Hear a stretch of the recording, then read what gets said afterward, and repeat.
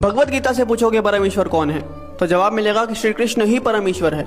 और वहाँ आपको संत सूरदास जी, मीराबाई जैसे महान संत मिलेंगे जिन्होंने कृष्ण भक्ति में उस परम तत्व को प्राप्त कर लिया। आप शिव पुराण से पूछोगे कि परमेश्वर कौन है तो जवाब मिलेगा कि शिव ही परम तत्व है। और वहाँ आपको ऋषि मार्कंडेय जैसे महान ऋषि योगी ज्ञानी मिलेंगे जो कि परम शिव भक्त हैं। कुरान कहती है कि खुदा सबसे बड़ा है। और वहाँ आपको फरीद जी जैसे महान सूफी संत मिलेंगे जिन्होंने अल्लाह अल्लाह की धुन से उस परम तत्व को प्राप्त कर लिया। और गुरबानी भी आपको एक ओंकार का उपदेश देती है। तो सवाल है कि इनमें से सही कौन है और गलत कौन है।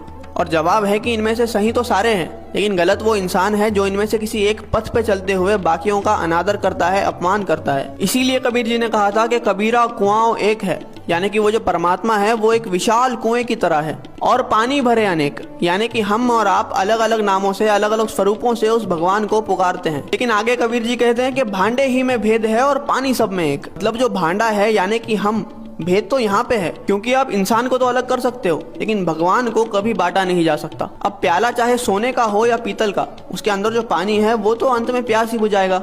लेकिन अगर हम इस बात पे लड़ने लग जाए कि किसका प्याला ज्यादा बेहतर है तो ना हम पानी पी पाएंगे और ना ही अपनी प्यास बुझा पाएंगे। जैसे दुनिया में हर जगह पे अलग अलग भोजन खाया जाता है, लेकिन हम कभी भी किसी और से जाकर इस बात पे तो नहीं लड़ते कि आप हमारी तरह भोजन क्यों नहीं करते, क्योंकि हमें पता है कि चाहे भोजन अलग अलग है लेकिन उसकी भूख और हमारी भूख एक जैसी है। हो सकता है कि वो ब्रेड खाकर अपनी भूख मिटा रहा है और हम रोटी खाकर, लेकिन उसका असर जो हमारी बॉडी पे होगा वो एक जैसा ही होगा। इसलिए हमारी पेट की भूख तो मिट जाती है लेकिन हमारी परमार्थ की भूख कभी मिट ही नहीं पाती। हम लड़ने में इतने बिजी है कि हमें खाने की यानी कि उस भक्ति को अनुभव करने की फुर्सत ही नहीं है। कबीरा कुआं एक है और पानी भरे अनेक, भांडे ही में भेद है, पानी सब में एक।